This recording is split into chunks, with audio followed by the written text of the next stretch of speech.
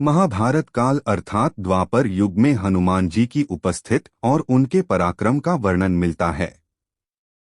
हनुमान जी ने रामायण काल में भी कई बड़े बड़े महाबलियों का घमंड तोड़ दिया था। फिर चाहे वह रावण हो, मेघनाद हो या बाली, यहाँ तक कि खुद लक्ष्मण जी भी महाबली हनुमान जी के पराक्रम को मान गए थे। लक्ष्मण जी को शेषावतार माना जाता है। उन्होंने ही बाद में महाभारत काल में बलराम जी के रूप में जन्म लिया था। तब भी उन्हें अपने बलशाली होने का घमंड हो चला था। द्वारिका में बलराम जी ने कई दानवों और असुरों का वध किया था। उन्हें अपनी भुजाओं, गदा और हल पर बहुत घमंड था।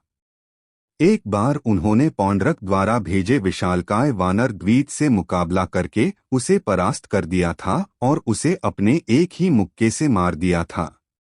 उसे मारने के बाद तो बलराम जी का अहंकार 7वें आसमान पर चढ़ गया था।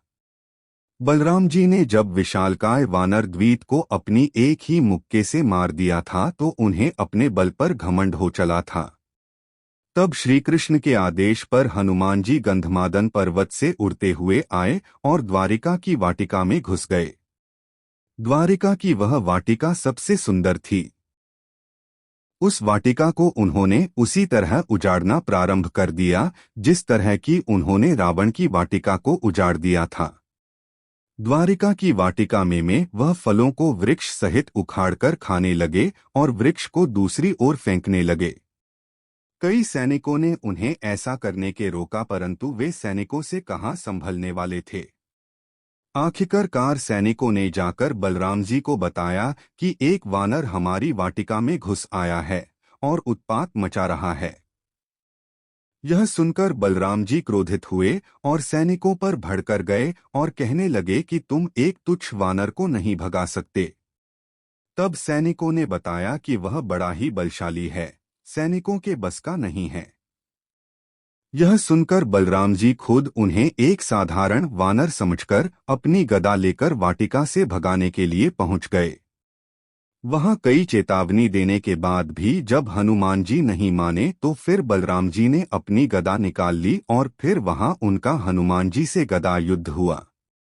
युद्ध करते करते बलराम जी थक हार कर हांफने लगे और उन्हें समझ नहीं आ रहा था कि किस तरह इस वानर को काबू में करूं। थक-हार कर तब उन्होंने कहा कि सच कहो वानर, तुम कौन हो, वरना मैं अपना हल निकाल लूंगा। हनुमान जी ऐसे में श्री कृष्ण का ध्यान कर कहते हैं कि प्रभु, ये तो हल निकालने की बात कर रहे हैं, बताओ अब क्या करूं। यह मानसिक संदेश सुनकर तब वहां पर श्री कृष्ण और रुक्मिणी दोनों ही प्रकट होकर बलराम जी को बताते हैं कि ये पवनपुत्र हनुमान जी हैं। यह सुनकर बलराम जी चौंक जाते हैं और वे तब हनुमान जी से क्षमा मांगते हैं और स्वीकार कर लेते हैं कि हाँ, मुझे अपनी गदा पर घमंड था। जय हनुमान, जय श्री राम।